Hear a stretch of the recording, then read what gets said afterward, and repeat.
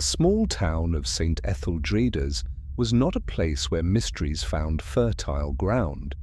Its cobbled streets and sleepy cafes breathed a calm that seemed impervious to chaos, but tonight the fragile veneer was shattered. At the stroke of midnight, within the stone walls of the old convent that loomed above the town, Sister Helena was found dead in the locked chapel.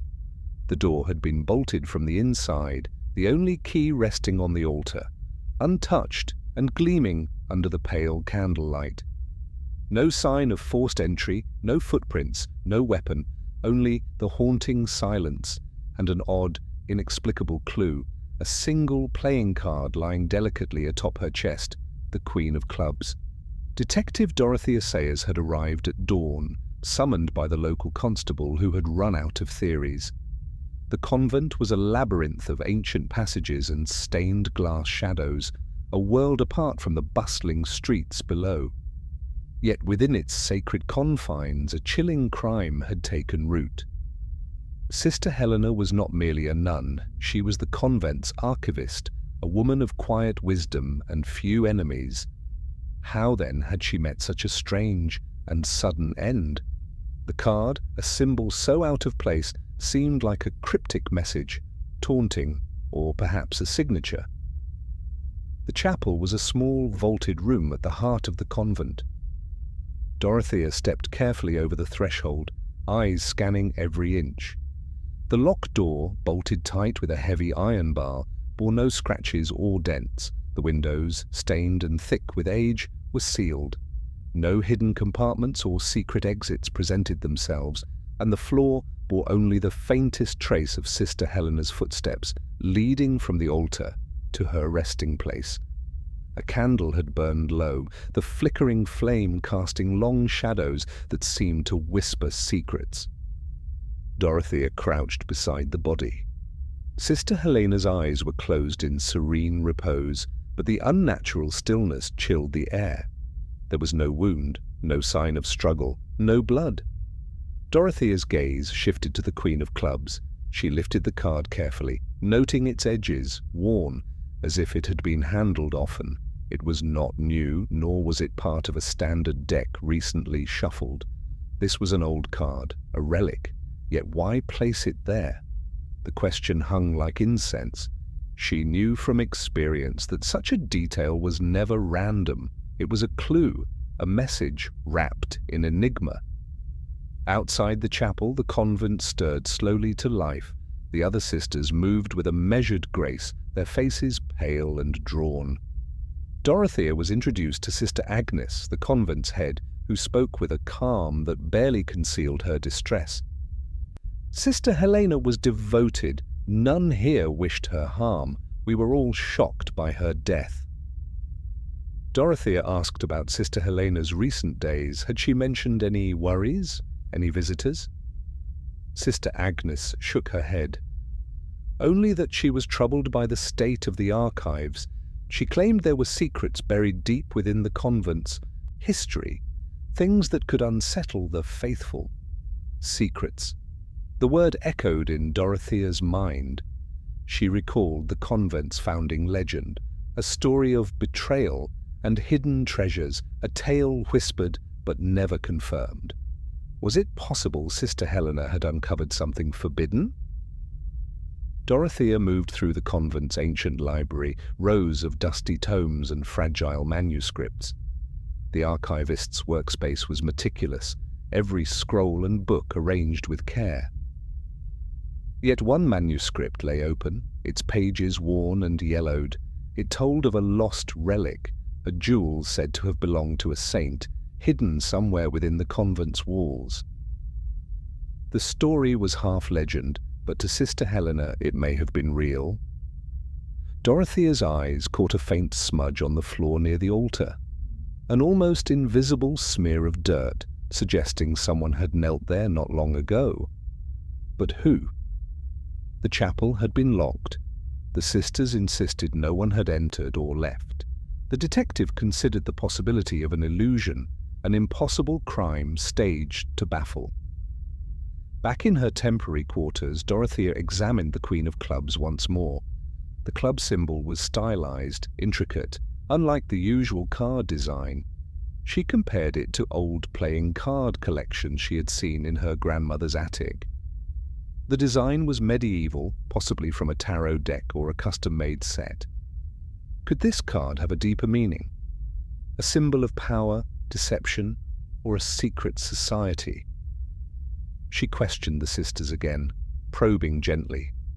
A few whispered rumors of a shadowy figure who had visited Sister Helena at odd hours, cloaked and silent. None would say more, fear or loyalty binding their tongues. Dorothea sensed layers of silence, more dangerous than any confession. As evening fell, she returned to the chapel. The moonlight filtered through the stained glass, casting kaleidoscopic patterns on the stone floor. Dorothea sat quietly, letting the stillness settle around her. The impossible locked room, the untouched key, the mysterious card, and the serene death. Everything was a puzzle. Then it struck her, the key, gleaming and unused. What if it was not meant for the chapel door, but another lock? A secret door, perhaps. She ran her fingers along the stone walls, feeling for inconsistencies. Behind a faded tapestry, a faint draught whispered. She pulled aside the heavy fabric and found a narrow seam in the stonework. With effort, a small panel slid open, revealing a hidden passage leading downward. The scent of damp earth and forgotten time greeted her. She took a lantern and descended carefully. The tunnel ended in a cramped chamber lined with ancient relics and faded murals. Among them was a small wooden box, locked and carved with the same club symbol as the playing card. Dorothea retrieved the box, heart pounding. Inside lay a collection of letters, coded messages, accusations, and threats from centuries past. It told of a betrayal within the convent, a secret society formed to protect or hide the relic mentioned in the manuscript. Sister Helena had found these letters and was close to exposing the truth. The puzzle pieces fell into place. The playing card was a signature, a warning from whoever wished the past to remain buried. The locked chapel was a stage, the serene death a message. The crime was not random, but meticulously planned to silence a truth that could shake faith itself. Dorothea emerged from the passage, the weight of centuries pressing behind her. The convent's walls had witnessed the darkest human fears and hopes, and now the mystery of Sister Helena's death was no longer unsolvable. It was a story of faith, fear, and a secret that someone was willing to kill to protect. The detective knew the road ahead would be perilous, but the first step had been taken. The locked room was unlocked, the Queen of Clubs had spoken, and the mystery had begun to unravel. The morning sun filtered weakly through the convent's leaded windows, casting long shadows across the stone floor as Detective Dorothea Sayers rose from the secret chamber with the carved wooden box clutched tightly in her hands. The weight of the centuries-old letters pressed heavily on her mind, but the air of solemnity within the convent left little room for hesitation. Outside, the usual bustle of the town crept forward, but here, in the cloistered world of St. Etheldreda's, time seemed suspended, waiting for the truth to unfold. The constable, a sturdy man named Harris, had been methodically canvassing the convent's grounds, ticking boxes and taking notes with bureaucratic detachment. Dorothea observed him from the corner of her eye, noting how his questions failed to stir anything beneath the surface. Routine was a comforting shield, but it blinded those who relied too heavily on it. She knew that in every mystery it was the details, the overlooked, the misplaced, the peculiar, that peeled back the veneer of lies. As she followed Harris toward the common room where the sisters gathered, Dorothea's gaze swept across the scene with practiced precision. The women sat in quiet clusters, their faces drawn, some clutching rosaries, others exchanging furtive glances. Sister Agnes, the head, stood near the fireplace, her posture composed, but her eyes betraying unease. Dorothea approached her gently. "I've found these," she said, holding up the wooden box. "They speak of a secret society within the convent, bound to protect a relic. Has Sister Helena mentioned anything about this to you?" Sister Agnes's fingers trembled slightly before she steadied them. "She was troubled, yes, but she never revealed much. We believed it to be old superstition, stories to frighten novices." Dorothea nodded slowly, sensing layers of denial beneath the calm. "And the other sisters? Have any of them acted strangely since the death?" Agnes's eyes flicked toward a young nun sitting apart, her hands nervously twisting the edge of her habit. "Sister Marianne, she has been, withdrawn." Dorothea excused herself and approached Sister Marianne. The girl's pale face was streaked with tears, but her eyes darted with something more than sorrow, an anxiety that bordered on fear.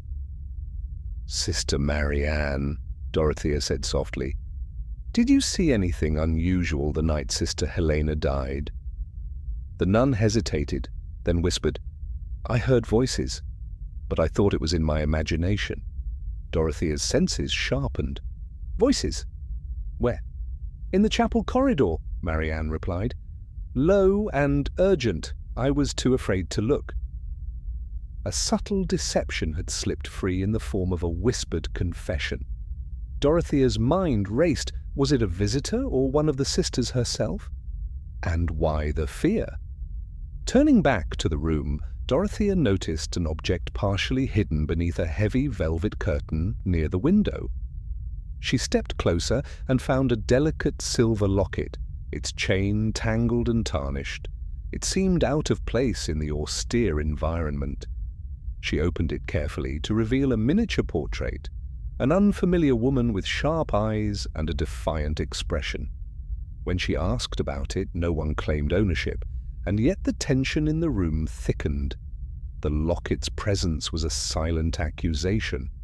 Later, Dorothea sat with the letters in her quarters, deciphering the coded messages. They hinted at betrayal, at pacts made in secrecy and blood, but the cryptic language only deepened the mystery. One phrase stood out, a warning about the shadow within the circle, a phrase that suggested treachery from inside the sisterhood. The detective resolved to observe the sisters more closely, to watch the subtle cues that might unravel their secrets. She noticed that Sister Agnes avoided her gaze, and Sister Marianne's jittery movements seemed rehearsed. A whispered conversation between two older sisters caught her attention. Words like silence and protection floated just beyond comprehension. In the days that followed, Dorothea's presence seemed to unsettle the convent's delicate equilibrium. She saw how small things shifted. A misplaced book returned hurriedly to a shelf, a prayer bead dropped and quickly pocketed, a fleeting glance exchanged with barely concealed guilt. The crime was not just about Sister Helena's death, it was about the invisible threads that tied them all to an ancient secret, one worth killing to protect. One afternoon, while exploring the convent's gardens, Dorothea found a freshly disturbed patch of earth beneath a statue of St. Etheldreda. The soil was loose, as if something had been buried, or unearthed, recently. The detective's fingers brushed the dirt and uncovered the edge of a small wooden box, identical in carving to the one she had found earlier. The discovery sent a ripple of realization through her mind. Sister Helena had been searching for more than letters. She had been following a trail leading to physical proof, the conspiracy. Someone within the convent had feared that she would expose the truth, and had acted decisively. That evening, Dorothea gathered the sisters for a quiet meeting in the chapel. She spoke gently but firmly. "The truth will come to light whether hidden in shadows or carved in stone. Sister Helena's death is not the end, but a beginning. Those who know must speak. The silence was thick, broken only by the soft flicker of candlelight. Yet in that silence, Dorothea sensed the first tremors of unraveling, the delicate web beginning to tear. Her keen eye had caught what others missed, the silver locket, the whispered voices, the disturbed earth. The deception was no longer subtle, it was tangible. And as the convent's walls closed in with secrets, the detective prepared for the confrontation that would bring the shadow within the circle into the light. The air in the convent was thick with unease, as Detective Dorothy Sayers prepared to question the sisters one by one. The chapel's stone walls, once a sanctuary, now echoed with the weight of suspicion. Each face she studied bore its own mask, some of grief, some of fear, others of carefully cultivated innocence. The web of deception was tightening, and Dorothea knew the answers lay buried beneath their words. She began with Sister Agnes, whose poised exterior was as flawless as ever, yet something beneath her calm flickered like a shadow. "Sister Agnes," Dorothea said quietly, "can you tell me more about the night Sister Helena died? Did anyone enter the chapel after she locked herself in?" Agnes's lips pressed into a thin line. No one entered. The doors were secured from the inside, as is our custom. Sister Helena was alone. Dorothea's eyes narrowed. "And what of the voices Sister Marianne mentioned? Were you aware of anyone who might have had cause to visit the chapel that night?" Agnes hesitated briefly, then answered smoothly, "Voices can be misleading in a place such as this. Perhaps it was the wind, or the echo of prayers." But the detective's instincts whispered otherwise. Something about the way Agnes deflected, her too quick dismissal, suggested she was hiding more than fear of scandal. Next came Sister Marianne. Dorothea approached her gently, mindful of the girl's earlier anxiety. "Sister Marianne, you said you heard voices in the corridor. Could you tell me who they belonged to?" Marianne's hands trembled. I'm not sure. I only caught fragments, words like promise and silence. I thought it best to keep to my prayers." "Did you see anyone?" Her gaze dropped. "None, but I heard footsteps retreating, hurried and cautious." Dorothea pressed. "Did Sister Helena speak to anyone that evening? Did she express fear or concern?" Marianne swallowed hard. She was uneasy these past days. She spoke of secrets but never named names. The detective noted the vagueness and wondered if Marianne was protecting someone or simply frightened. The repeated emphasis on silence and secrecy was a thread running through every account. The following morning, Dorothea sat with Sister Beatrice, one of the older sisters known for her stern demeanor. "Sister Beatrice, did you notice anything unusual around the time of Sister Helena's death?" Beatrice's eyes were sharp but tired. "I saw Sister Helena leave the library late that evening. She seemed troubled, clutching a small book. After that, she went to the chapel." "Did she meet anyone?" Beatrice's gaze flickered. "No, but later I heard voices from the corridor, whispers too low to understand." Dorothea pressed. "Voices again. Do you believe Sister Helena feared someone?" Beatrice nodded slowly. "She feared betrayal from within." The detective filed the comment away, her suspicion growing. If betrayal lurked inside, then any of the sisters could be implicated. Dorothea's attention returned to the silver locket found earlier. She asked, "Does anyone recognize this?" No one claimed it, but Sister Agnes's eyes betrayed a fleeting flicker of something. Shock? Fear? The detective stored the observation carefully. At the same time, a peculiar detail caught her attention. In the convent's communal room, a small prayer book lay on a table, out of place. Dorothea picked it up and found a note tucked inside, written in an unfamiliar hand.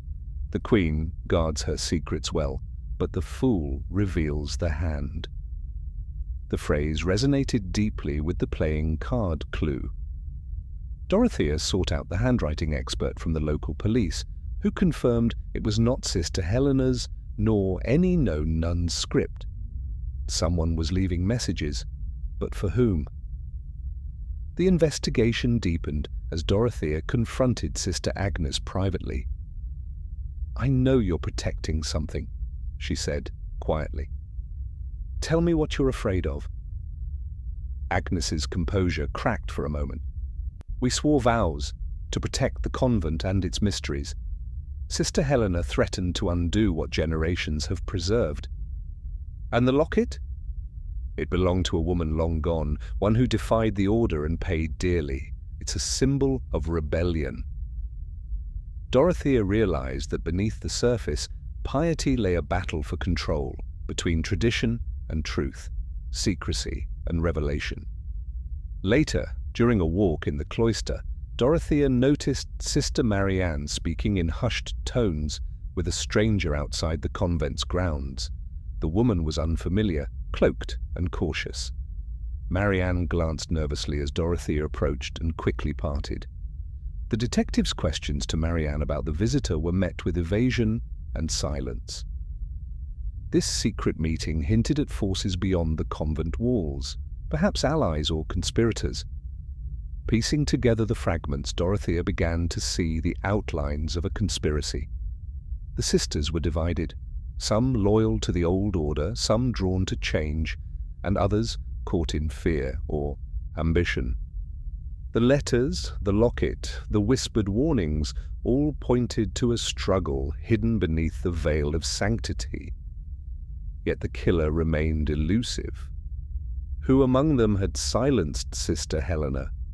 And why leave the Queen of Clubs, a symbol so deliberately placed? Dorothea knew the answers lay in confronting the lies that hid behind each carefully crafted story. The voices of deception had begun to unravel, but the full truth was still buried, waiting to emerge from the shadows. The convent's heavy silence had grown denser with each passing day, the air thick with suspicion and unspoken truths. Detective Dorothea Sayers sat alone in her modest quarters, the flickering candlelight casting long shadows on the scattered papers before her. Each piece of evidence, every whispered confession and reluctant admission, formed a tangled web that seemed to shift and twist whenever she tried to grasp it fully. The motives surrounding Sister Helena's death were no simple threads. They were a maze of greed, jealousy, fear, and vengeance, each suspect a potential architect to the murder. Dorothea began with Sister Agnes, the convent's revered head, whose dignified facade barely concealed the sharpness beneath. Agnes's control over the convent was absolute, her voice calm but commanding. Dorothea reviewed the letters again, those cryptic messages warning of betrayal and secrets. Agnes had admitted to guarding the convent's mysteries fiercely, but why? Was it devotion or something darker? Dorothea considered the silver locket, its defiant portrait, a relic of rebellion. Could Agnes be desperate to suppress a scandal that would unravel her authority? The possibility that Agnes might sacrifice one of her own to preserve the order she upheld weighed heavily. Next was Sister Marianne, the nervous novice whose furtive meetings and trembling admissions hinted at something more than fear. Marianne was young, easily intimidated, yet her secrecy suggested involvement deeper than innocence.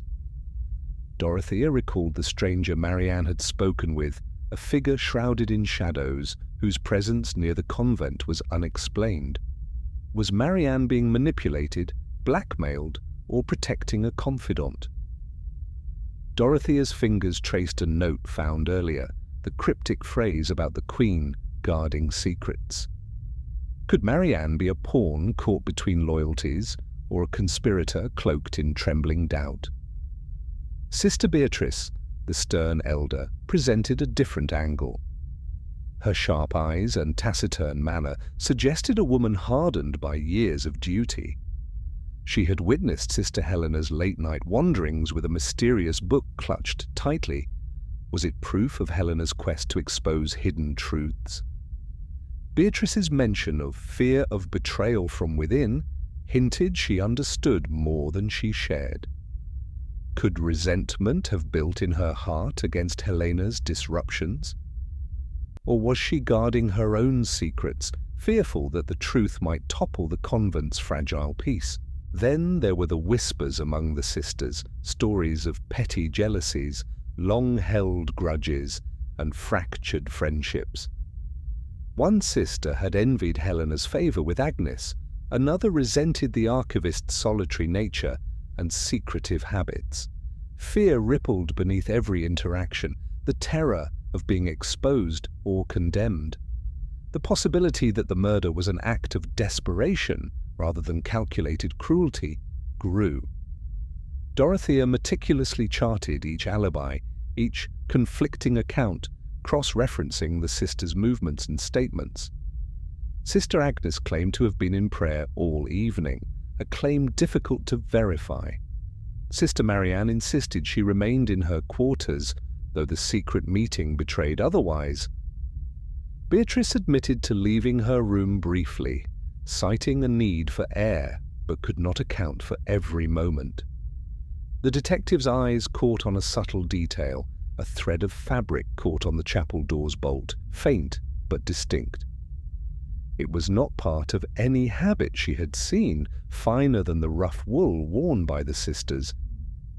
Dorothea pondered if the bolt had been manipulated from outside, or if an outsider had gained access, hidden among the convent's cloistered world. The letters within the wooden box revealed another layer, references to the pact broken and the traitor named. Who had broken the pact? The wording was ancient, but its implications immediate. The convent's history was steeped in silence, but now it screamed of treachery. Dorothea confronted the sisters together, carefully observing their reactions as she spoke of trust betrayed and secrets too long hidden. The room grew tense, eyes flickered with accusation and fear. Sister Marianne's hands clenched the edges of her habit. Sister Agnes's jaw tightened, and Beatrice's stern gaze faltered briefly. In private, Dorothea questioned Marianne again, pressing on the identity of the stranger. "You fear something, don't you?" Marianne nodded, voice trembling. "They promised protection if I kept silent, but I cannot bear the weight." "Who are they?" She hesitated. "Some of the sisters, and others beyond these walls." The detective's mind raced. The murder was not just an isolated act within the convent, it was tied to external forces, to power and fear reaching beyond sacred walls. As the day waned, Dorothea gathered her thoughts. Every suspect had a motive, yet no single theory explained all the pieces. The Queen of Clubs remained a silent sentinel, its meaning elusive, but undeniably significant. The tangled motives formed a maze that could trap the unwary, but Dorothea was determined to find the path through. She knew the next steps would require peeling back layers of loyalty and deception, confronting fears and ambitions alike. The convent was a stage for a tragedy born of secrets, and only by navigating the labyrinth of motives could she hope to bring justice for Sister Helena, and perhaps uncover the truth, hidden beneath the shadowed veils of faith. The morning air in St. Etheldreda's was crisp, but inside the convent, tension had begun to crack the fragile calm. Detective Dorothy Sayers sat quietly in the small study, poring once more over the array of clues and testimonies. The labyrinthine puzzle of Sister Helena's death had led her down winding paths, but today, at last, a breakthrough seemed within reach. It came unexpectedly, a fragment overlooked during the initial search. In the quiet of the library, a small scrap of parchment, half hidden beneath a stack of dusty books, bore a hastily scrawled note. The ink was fresh, the handwriting shaky, but unmistakably human. It read, "The past buries the present. Trust not the serpent who kneels." Signed only with a crude symbol resembling a club, the note seemed to mirror the Queen of Clubs left at the crime scene.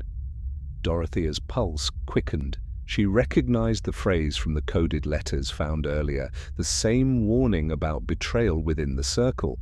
But this note, recent and careless, suggested the killer had slipped, leaving a trail. Excited, she gathered the Constable Harris and presented the parchment to Sister Agnes and the others. Under the detective's watchful gaze, Agnes paled visibly, her composure faltering for the first time. "This is proof," Dorothea declared, "that the murderer is among you, and that they are terrified their secret will be uncovered." The convent's atmosphere shifted. Whispered accusations rippled through the gathered sisters. The authorities, eager for resolution, pressed for confessions. It seemed the breakthrough had arrived. Yet Dorothea's mind was uneasy. The note's crude signature struck her as deliberate misdirection, a red herring crafted to sow confusion and hasten judgment. The haste with which the convent's leaders moved to close ranks, the quickness to seize on the note as a key to the mystery, all felt too neat, too convenient. She decided to test the theory. Delving back into the sisters' routines, Dorothea observed subtle inconsistencies. Sister Marianne, who had seemed most nervous, was now unusually composed, even defiant at times. Beatrice's stern gaze grew colder, and Agnes's forced calm began to fray in private moments. Dorothea requested a reenactment of the night in question, asking each sister to recount their movements precisely. As the sisters spoke, small contradictions surfaced, a claimed prayer session that overlapped with footsteps heard in the corridor, a stated absence contradicted by a misplaced candle, and a shared glance between two sisters that held unspoken tension. Her suspicion deepened. The note, while seemingly incriminating, might have been planted to direct attention away from the true culprit. The Queen of Clubs itself, a symbol of power and deception, now appeared as a calculated signature designed to mislead. One afternoon, Dorothea lingered in the chapel alone, studying the locked door and the bolt once more. Her fingers traced the faint fabric caught earlier, and her eyes scanned the room meticulously. Something about the staged scene nagged at her, the peaceful death, the unforced key, the cryptic card. It was a message, yes, but from whom? And to what end? Then a faint sound interrupted the silence, a soft rustle from the corner where the velvet curtain hung. Dorothea approached cautiously, heart pounding. Behind the curtain lay the silver locket, still gleaming in the dim light. But now, beneath it, was a folded piece of paper, nearly invisible. She unfolded it carefully. The message was chilling. The serpent watches. The Queen's mask will fall. The handwriting was deliberate, precise, different from the previous crude note. This was no accidental clue, but a challenge, a taunt. Dorothea's thoughts raced. The killer was confident, almost daring her to discover the truth, but still invisible, waiting for the right moment. That evening, she confronted Sister Agnes once more, watching the flicker of candles dance across the convent walls. "The case is far from closed," Dorothea said softly. "Someone here is manipulating us all. We must look beyond what is obvious." Agnes's gaze hardened. "You accuse me, detective? No one is beyond suspicion, not when the truth hides behind layers of deception." As the night deepened, Dorothea resolved to keep her guard. The apparent victory, the discovery of the note, the readiness to accuse, was a facade. The real criminal remained in the shadows, weaving their plans and waiting for a moment to strike again. In the quiet convent, beneath the watchful eyes of saints and shadows alike, the game was far from over. And Dorothy Sayers knew that only patience, keen observation, and relentless pursuit of the hidden truth would bring the darkness to light. The convent's tranquility had long been shattered, but as days passed, a subtle shift began in Detective Dorothy Sayers' approach. The initial chaos had quieted into a tense stillness, yet her mind buzzed with fragments of details that refused to settle.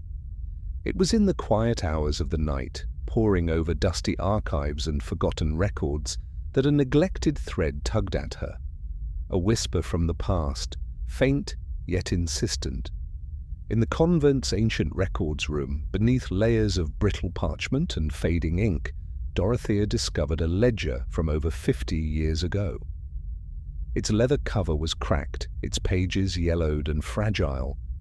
The ledger detailed the names of sisters who had once walked these stone halls, alongside cryptic notes about a scandal that had nearly torn the convent apart. At the center of it was a name, Sister Magdalene, a nun whose reputation had been quietly erased, but who, according to the notes, had been accused of betrayal, and possibly worse. Dorothea's fingers trembled slightly as she traced the faded handwriting. Sister Magdalene had vanished mysteriously.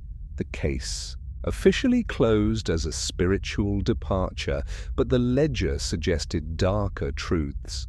Whispers of secret alliances, forbidden knowledge, and a hidden pact within the sisterhood. Her investigation into the past was interrupted when she found an old photograph tucked behind a loose stone in the archives wall.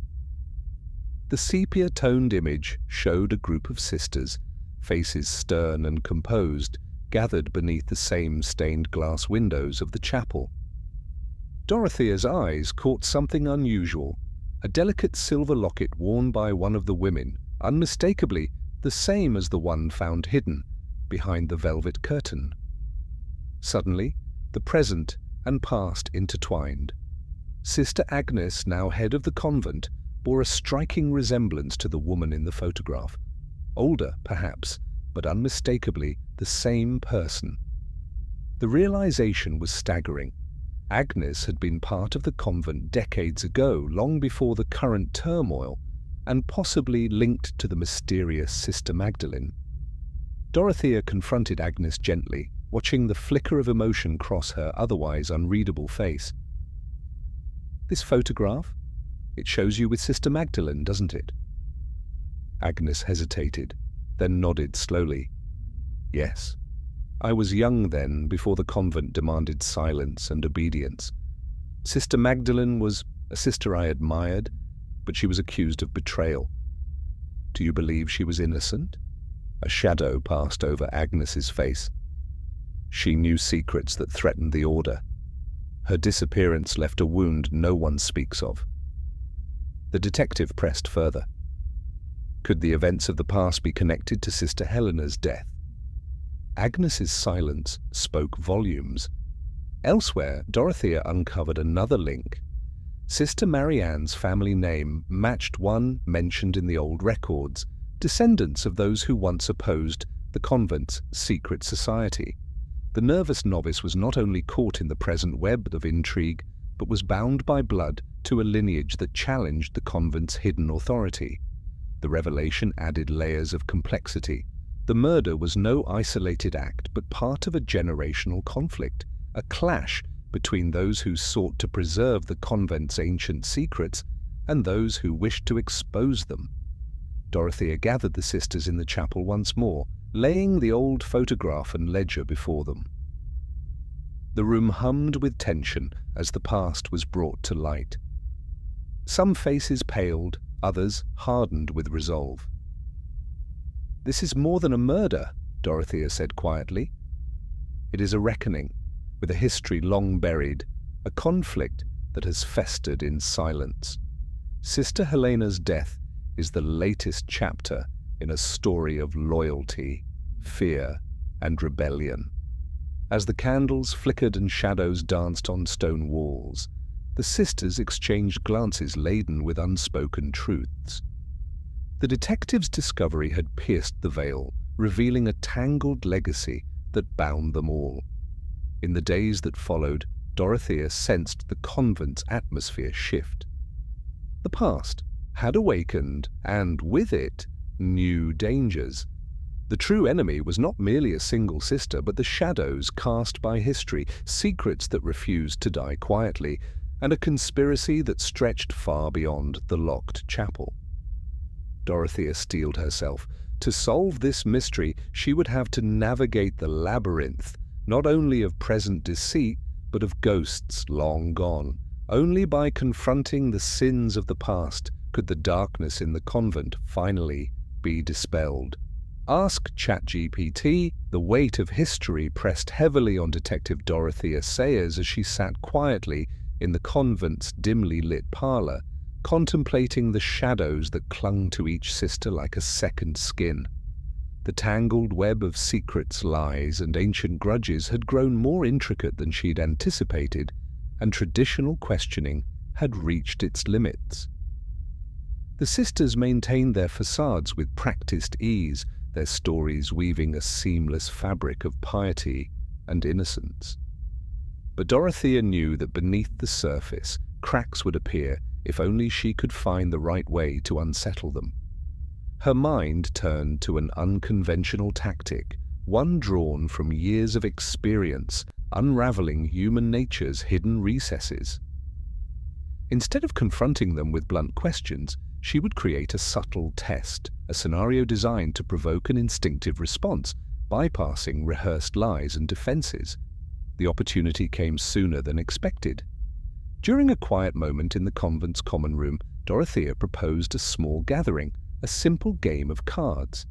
She produced an old deck, worn at the edges, its designs ornate and antique, reminiscent of the Queen of Clubs that had become a haunting symbol of the mystery. The sisters exchanged uncertain glances but accepted the invitation, perhaps seeking distraction from the oppressive atmosphere. As the cards were dealt, Dorothea observed carefully. The game was innocent enough on the surface, but she had a plan. She watched how each sister handled the cards, the subtle hesitations, the grip, the flicker of emotion when certain cards appeared. When the Queen of Clubs emerged, Dorothea allowed it to rest briefly in front of each player. The reactions were telling. Sister Agnes maintained a steady gaze, but her knuckles whitened ever so slightly. Sister Marianne's breath caught, and her eyes darted away. Sister Beatrice's lips tightened, her jaw firming with quiet tension. Midway through the game, Dorothea introduced a twist. She announced that the winner would receive a small reward, a beautifully crafted silver locket, similar in style to the one found hidden in the chapel. The prize sparked a flicker of interest, but more than that, it stirred something deeper. A response not of greed, but of recognition. As the cards continued to turn, Dorothea engaged the sisters in gentle conversation about trust and secrets, weaving stories that mirrored the themes haunting the convent. She noticed Sister Marianne's gaze lingering on the locket with a mixture of longing and dread. At a critical moment, Dorothea feigned distraction and let the Queen of Clubs fall from her hand, sliding openly across the table toward Sister Marianne. The girl's reaction was immediate and visceral. She recoiled, her fingers trembling, as if touched by fire. The room seemed to hold its breath. "Why does this card trouble you so?" Dorothea asked softly, meeting Marianne's wide eyes. The novice swallowed hard, then looked away, her defenses cracking. "It reminds me of things I cannot forget, of promises made and broken." Encouraged, Dorothea pressed gently. "Promises that bind you still?" Marianne's voice wavered. "There are oaths that cannot be spoken aloud. I wished to protect those I care for." The detective's heart quickened. The game, the locket, the card. It was a key unlocking hidden fear. Turning to Sister Agnes, Dorothea watched for a sign and found it. A subtle tightening of her throat, a flicker of discomfort that betrayed more than her measured exterior. The matriarch of the convent was watching closely, her eyes sharp but guarded. Dorothea's tactic had begun to unravel the carefully constructed mask. The psychological pressure of the game forced emotions to surface, revealing fractures in the sisters' composure. Later, as the sisters dispersed, Dorothea quietly approached Marianne. "Your silence has been heavy, but sharing even a fraction brings us closer to the truth." Marianne nodded, a single tear slipping free. "I fear what will happen if the past is uncovered." "The past is already present," Dorothea replied, "and only by facing it can justice be served." That night, Dorothea reflected on the subtle revelations the game had provided. The Queen of Clubs was more than a symbol. It was a talisman of fear and loyalty, a marker of secrets too dangerous to speak. The psychological test had pierced the veil of deception, hinting at alliances and betrayals hidden just beneath the surface. The detective knew that the road ahead would demand more such ingenuity, a dance of mind and heart to coax the truth from shadows. And with each small crack that appeared in the sisters' defenses, Dorothea Sayers edged closer to uncovering the real hand behind the murder. The dawn had barely broken when Detective Dorothea Sayers arrived at the convent's archives, intent on reviewing the ledger and letters once more. The brittle pages held secrets that felt more urgent with each passing hour, and she knew that patience was essential, yet time was running thin. The threads of the mystery were converging, and she had begun to glimpse the shape of the truth lurking just beneath the surface. As she stepped into the cool, dusty room, a sudden chill ran down her spine. The heavy oak door creaked ominously, but it was not the silence she had expected. A subtle disturbance lay in the air, a faint scent of burned parchment and the unmistakable disorder of papers hastily rifled through. Her heart quickened. Approaching the desk, Dorothea found the wooden box. The vessel of the coded letters and crucial documents was missing. The meticulous archive had been disturbed with carelessness rare in such a sacred place. Panic threatened to rise, but she quelled it swiftly. Whoever had taken the box knew its importance and meant to bury the truth. She hurried to alert Constable Harris, who arrived breathless moments later. Together they searched the room, eyes scanning every corner. Beneath a pile of scattered books, Dorothea spotted fragments of charred paper, evidence that some documents had been destroyed. The partial remains of a letter, smudged and illegible, spoke of a desperate attempt to erase the past. The detective's mind raced. The convent's walls harbored enemies, not just hidden among the sisters, but possibly outside, eager to protect secrets at any cost. Someone was actively working to thwart her investigation, to keep the shadows unbroken. Dorothea considered the implications. Without the box and its contents, her lead was gone. The coded letters had hinted at betrayals and conspiracies dating back decades, clues vital to understanding Sister Helena's death. Now the case was endangered, the fragile trust between herself and the convent's inhabitants even more strained. Returning to the sisters, Dorothea observed their reactions carefully. Sister Agnes maintained her usual composed demeanor, but a flicker of something, was it anxiety, crossed her face when informed of the missing evidence. Sister Marianne avoided eye contact, her nervous energy heightened. Beatrice's stern facade seemed to harden, her jaw clenched tightly. Dorothea's questions grew more pointed. Who had access to the archives last night? Agnes answered swiftly. Only the sisters who work in the library.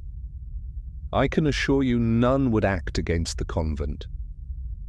But someone did, Dorothea said quietly. And they knew what they were destroying. the seeds of suspicion took root deeper in the convent soil. Later that day, while reviewing her notes, Dorothea noticed a discrepancy in Sister Marianne's alibi. The novice claimed to have been in her quarters all evening, yet a witness mentioned seeing her near the library around the time the documents disappeared. When confronted, Marianne's composure cracked briefly, but she quickly masked it. The detective's instincts flared.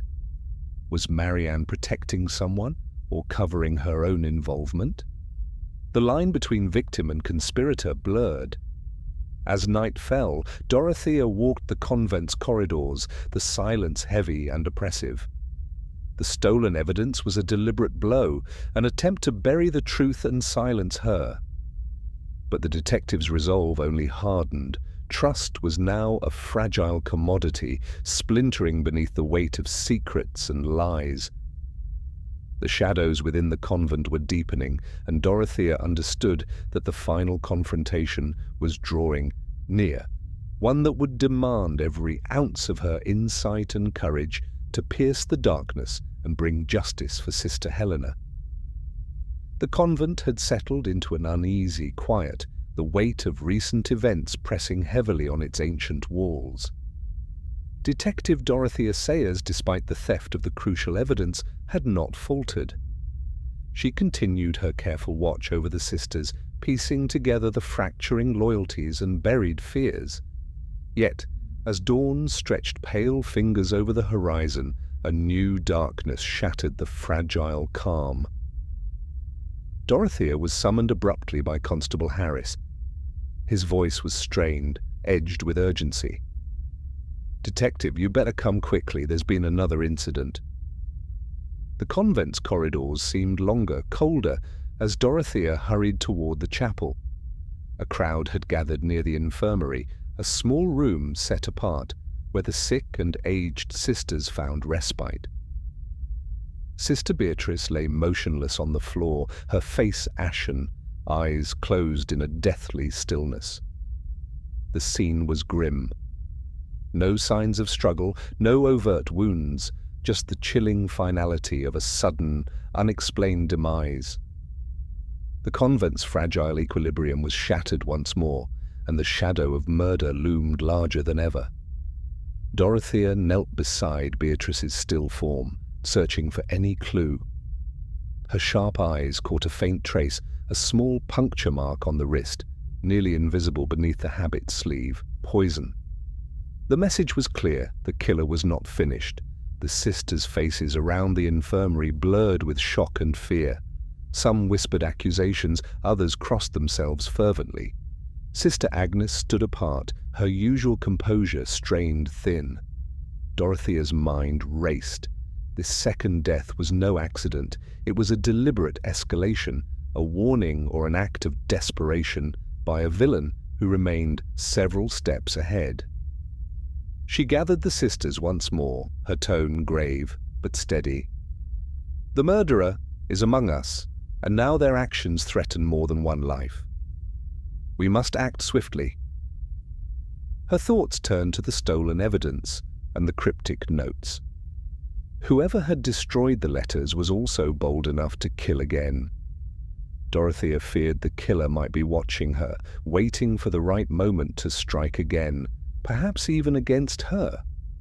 Later that night, as she pored over her notes in solitude, a sudden noise startled her, a shadow moving silently just beyond the window. Dorothea's pulse quickened. She rose cautiously, but the figure vanished before she could confront it. The attack was unmistakable, an attempt to intimidate, to silence her before the truth could be revealed. The detective's resolve hardened. She would not be cowed. The stakes had risen sharply. She was no longer merely solving a crime, but racing against time to prevent another tragedy. Dorothea arranged for increased vigilance among the sisters and requested the constable's constant presence. Every corner of the convent was to be watched. She revisited her earlier deductions, re-examining alibis, motives, and the intricate web binding the sisters. The second murder introduced new urgency and complexity. Who stood to gain from silencing Beatrice? Was it the same hand that struck at Sister Helena? Her suspicions tightened around those who had reacted most strangely to the mounting tension. Sister Marianne's evasiveness now seemed more dangerous, Sister Agnes's cracks deeper.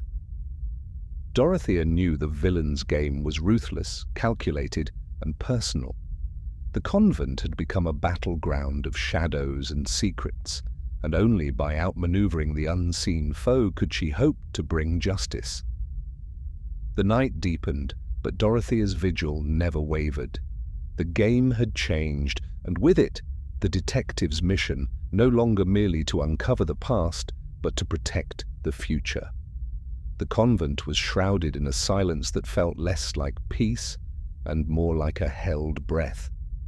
After the shock of the second death and the shadowy threats against her own safety, Detective Dorothea Sayers found herself haunted by fragments of conversations, glances, and small details that had, until now, seemed inconsequential. Yet as she sat by the window of her quarters one late evening, the fractured pieces of the mystery began to coalesce into a coherent pattern, one that had been hiding in plain sight. Her mind traced back to the everyday rhythms of the sisters, their habits and routines that had, over weeks of observation, become familiar. It was the smallest observations that now commanded her attention. The way Sister Marianne always carried a certain prayer book clasped tightly in her hands, the only book she seemed unwilling to part with. The way Sister Agnes habitually adjusted the silver locket at her neck, fingers lingering there when she was most tense. The way Sister Beatrice had a peculiar habit of arranging the chapel candles in an exact sequence every evening, as if performing a ritual none else observed. Dorothea's eyes fell again on the Queen of Clubs card, the symbol that had both haunted and confounded her. It was the signature left at the scene of the first murder, a mark that had seemed a cryptic taunt from the killer. And yet now she understood it was not simply a symbol of power or deception, but a deliberate clue, a code. Reviewing the notes from her interviews, Dorothea recalled an offhand comment made by Sister Agnes during their first meeting. Agnes had mentioned, almost in passing, that the convent's traditions were often upheld through symbolic gestures, cards, tokens, even specific prayers. At the time, the remark had seemed like a vague justification for the convent's secrecy, but now it rang with a new significance.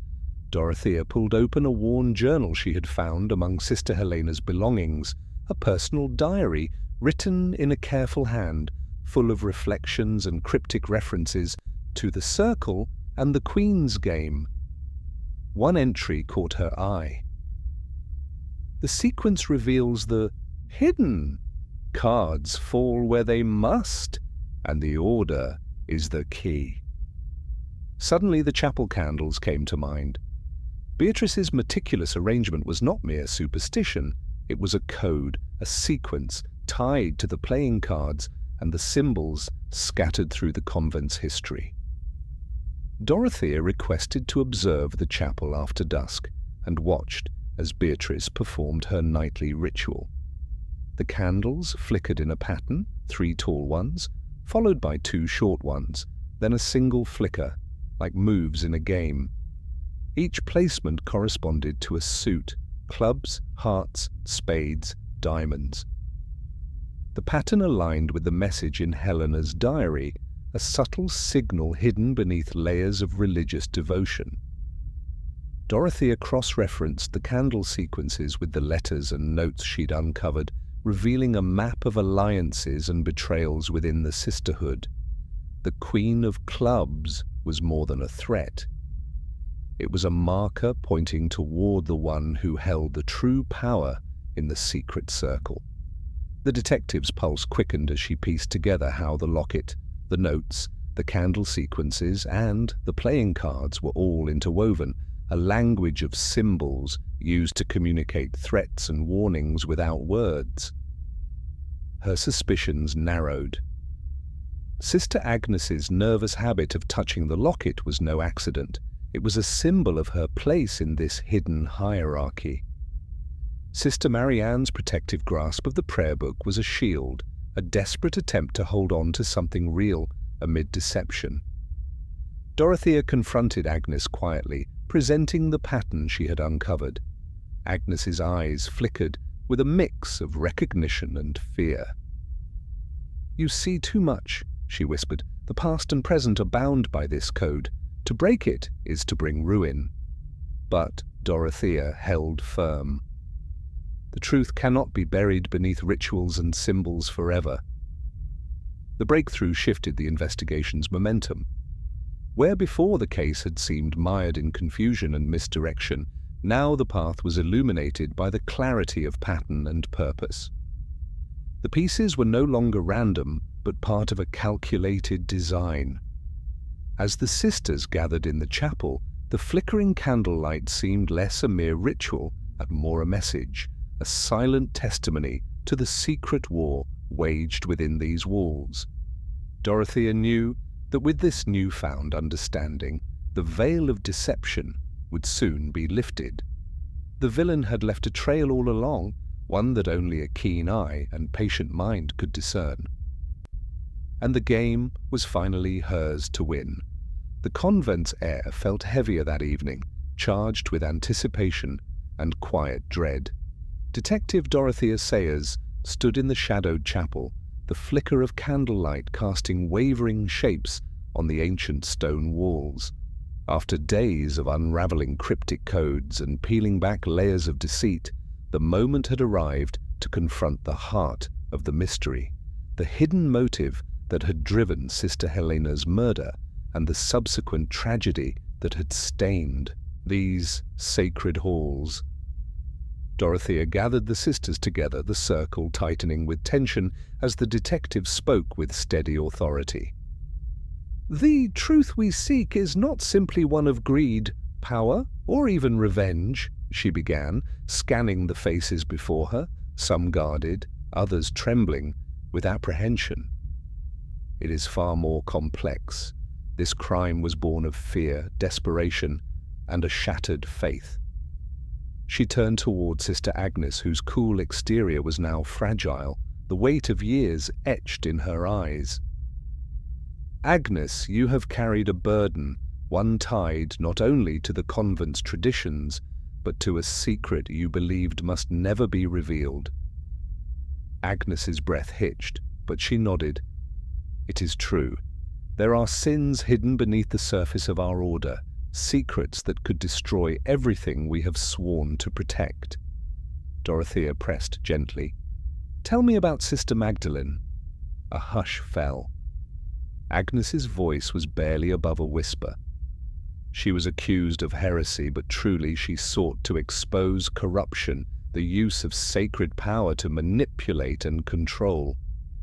When she vanished, the order vowed silence. To protect our faith, some sacrifices were made. The detective's gaze sharpened. And Sister Helena. She found evidence, proof that the past was not buried, that the cycle of control and fear continued. She threatened to break the silence.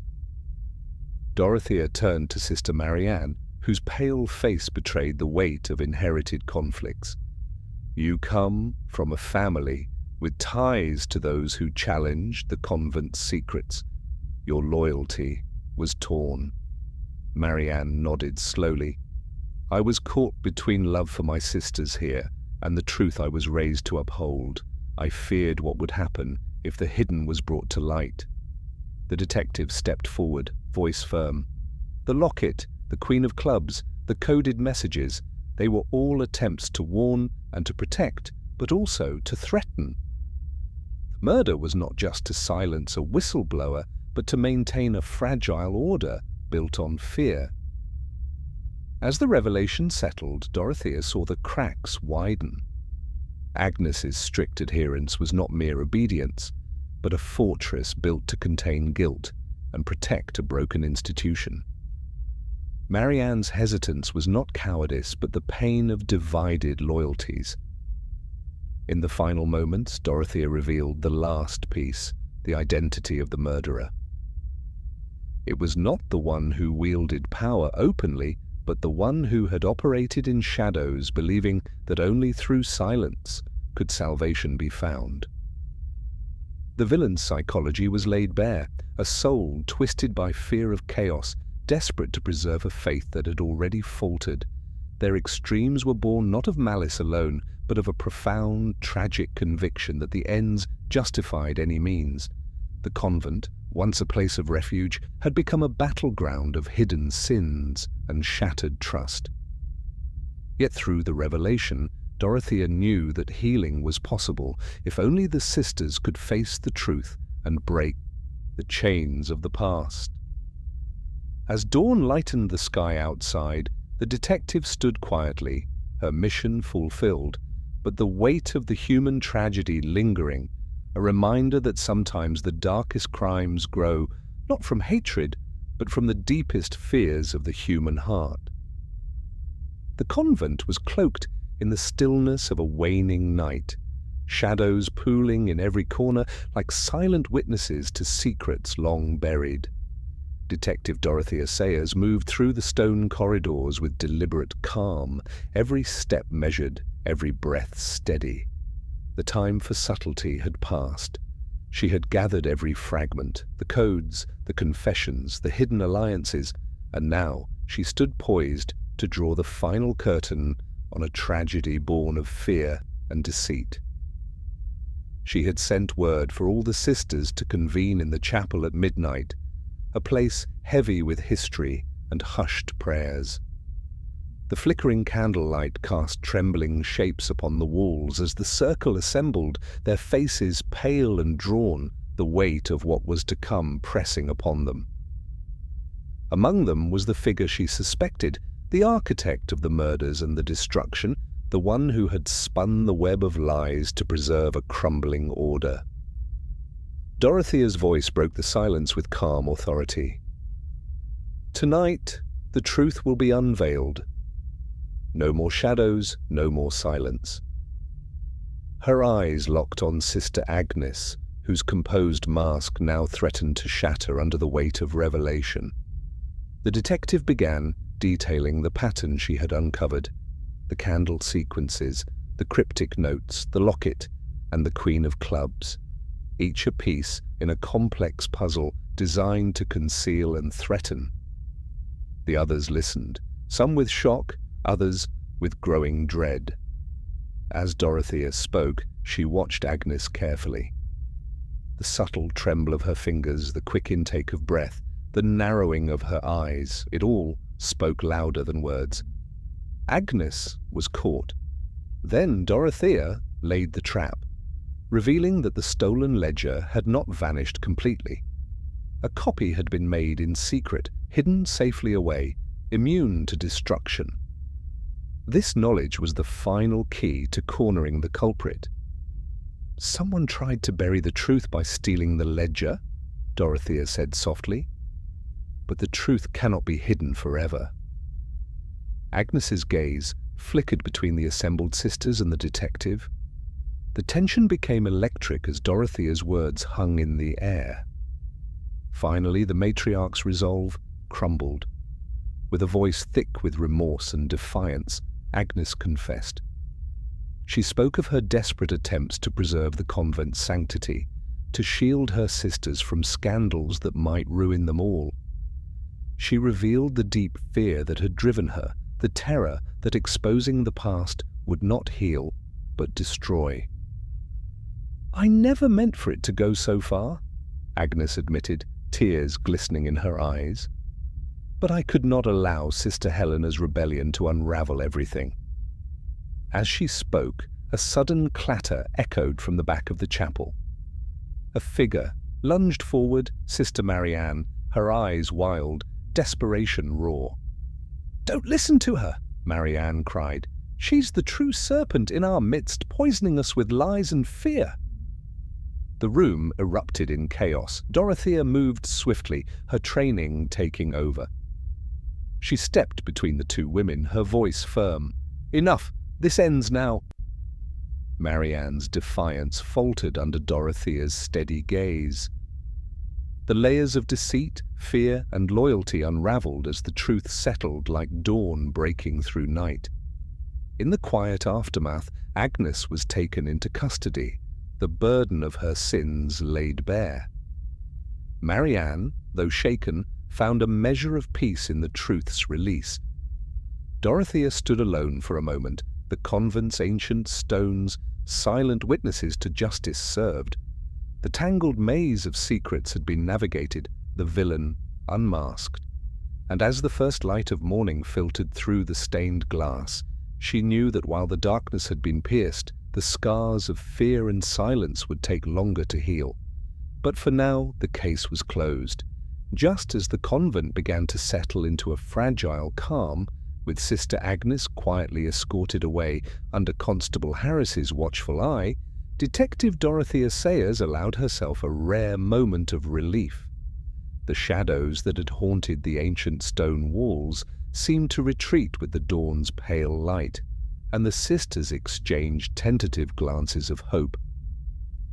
Yet, amid the hushed prayers and whispered apologies, a whisper of unease stirred deep within Dorothea's mind, a persistent echo that the story was far from over. That afternoon, Dorothea returned to the study where she had pored over evidence countless times. As she rifled through the case files one last time, a small detail, a seemingly insignificant slip of paper tucked inside Sister Helena's diary, caught her eye. It was a fragment of a letter, half torn, with a single line scrawled in hurried handwriting. "Trust no one, especially not the one who wears the crown without a crown." Her brow furrowed. The phrase was cryptic, but the metaphor of wearing a crown without a crown hinted at concealed authority, influence hidden behind a guise. Dorothea's gaze drifted to the silver locket that had so often appeared throughout the investigation, the symbol of rank and secret power within the convent. Suddenly the pieces shifted. Agnes, though headstrong and willing to protect the convent's secrets, was perhaps not the true puppeteer.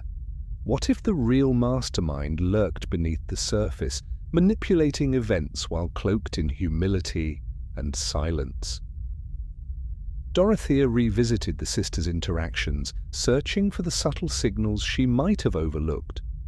One detail rose above the rest: Sister Beatrice, the second victim, whose quiet devotion had seemed unassuming, but who had possessed knowledge of the chapel's secret rituals and access to the restricted archives.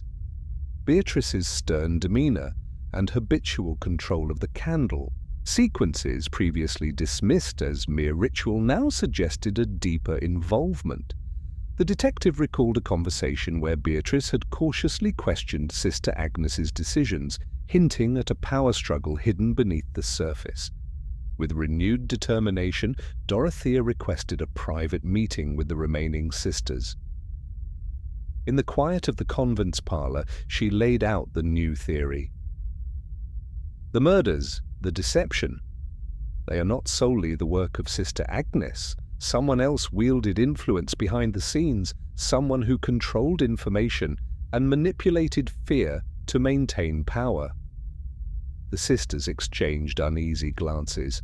Dorothea turned to Marianne, who had grown more composed since the last confrontation.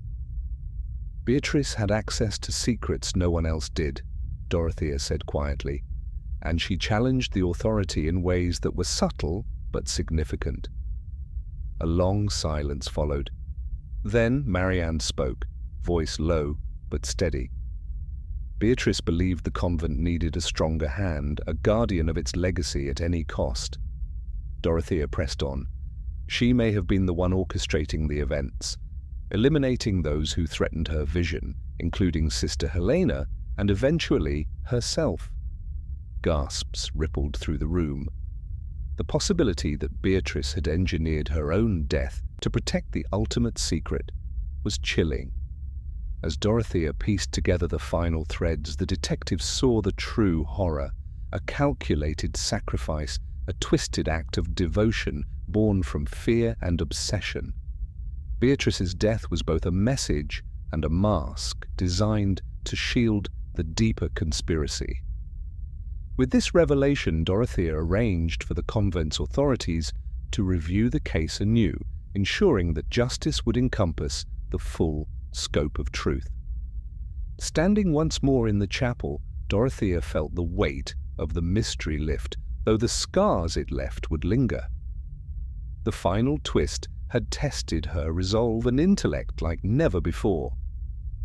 The game had been intricate, the players masked and shifting, but through patience and insight, the true puppet master had finally been unmasked. As sunlight poured through the stained glass, the detective whispered a quiet vow that no secret, no matter how deeply buried, would ever escape her keen gaze again.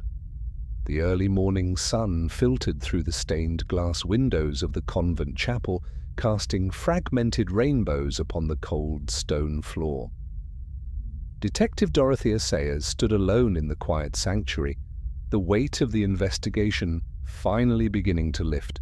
The convoluted threads of betrayal, fear, and secrecy had been pulled taut, revealing the cruel design beneath. Yet as the dawn broke over St. Etheldreda's, the resolution felt both satisfying and unsettling. The events of the previous days had led to the exposure of Sister Agnes as the immediate orchestrator of the murders and the desperate attempts to conceal the convent's darkest secrets. But Dorothea knew the full truth was more complicated. There were layers beneath layers, shadows within shadows. She gathered the sisters one last time in the chapel, their faces pale but attentive, waiting for the final reckoning. "My task was to uncover the truth behind Sister Helena's death," Dorothea began, her voice calm but firm. "We have confronted the surface, the betrayal, the fear, the desperate acts of a woman who sought to protect what she believed sacred. Sister Agnes confessed, and justice will follow her." She paused, letting the weight of her words settle. "But there is more," she continued. "Something missed in the chaos, the subtle signals, the small details overlooked." Dorothea walked slowly among the sisters, pointing out the overlooked clues, the altered candle sequence that signaled a hidden message, the locket worn not just as a keepsake, but as a symbol of secret authority, the coded letters that had been partially destroyed, but whose fragments told of an ancient pact binding the sisters in silence and fear. "Justice," she said, "is not always clear-cut. While Sister Agnes faces the consequences of her actions, the true mastermind, the one who pulled the strings and wove the web of manipulation, remains elusive." A murmur rippled through the room. "You may wonder why that figure escaped our grasp," Dorothea explained. "Because some deceptions are so deep, so entwined with trust and faith, they hide in plain sight. Sister Beatrice's death was no mere accident. Her role in this tragedy was far more complex. The one who orchestrated the events understood the cost of exposure and was willing to sacrifice even themselves to protect the secret." The sisters' eyes widened with a mix of fear and realization.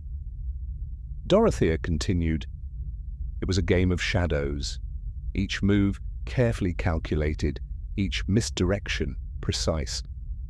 The Queen of Clubs was not just a symbol of guilt, but a call to attention, a signpost for those who knew the game." She looked directly at Sister Marianne, whose face held a mixture of relief and sorrow. "Your family's legacy intertwined with the convent's secrets made you both a protector and a prisoner.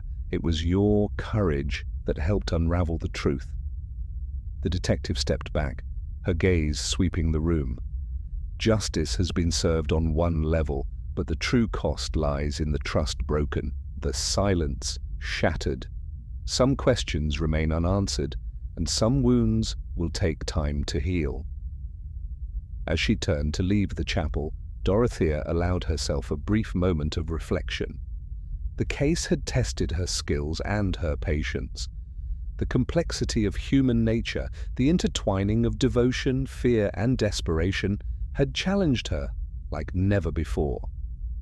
Outside, the convent's gardens bloomed quietly beneath the morning light, a stark contrast to the darkness that had enveloped the sisters' lives.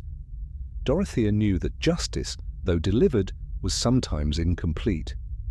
The villain might have escaped, fully or partially, but the detective's keen eye had seen through every shadow, every falsehood.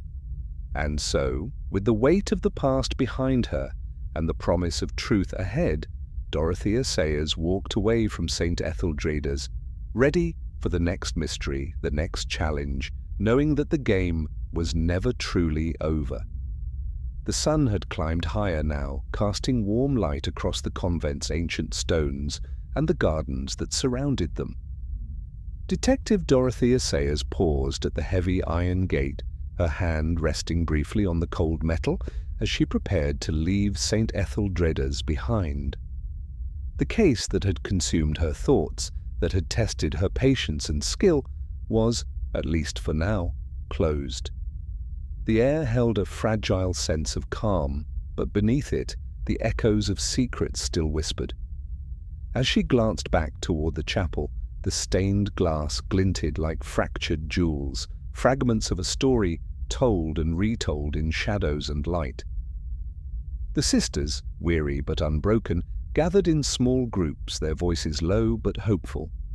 Justice had been served, but Dorothea sensed that the convent's past would continue to ripple beneath the surface.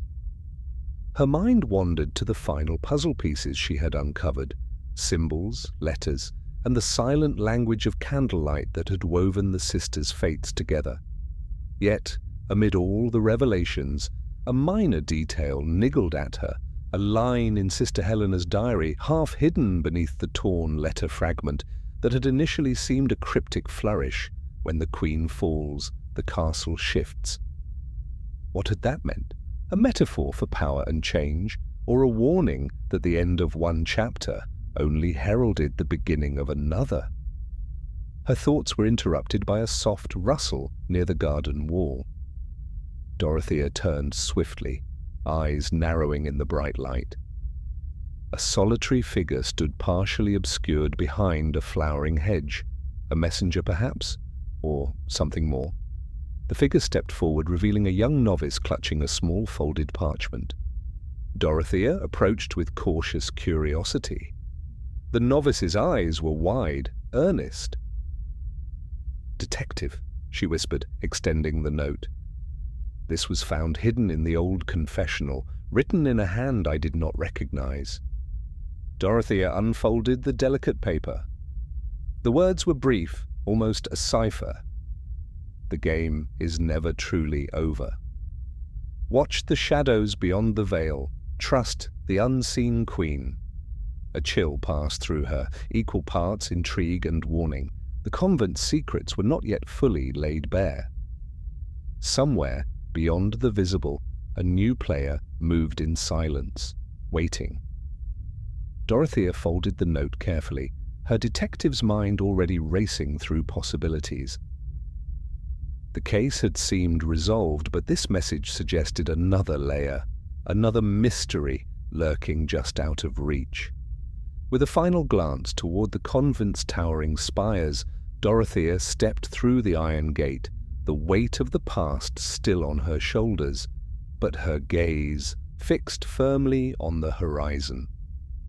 The game, she knew, was far from finished, and she would be ready when the next move was made. As she disappeared down the winding path, the convent's shadows stretched long behind her, a reminder that in the world of secrets and lies, mysteries never truly end.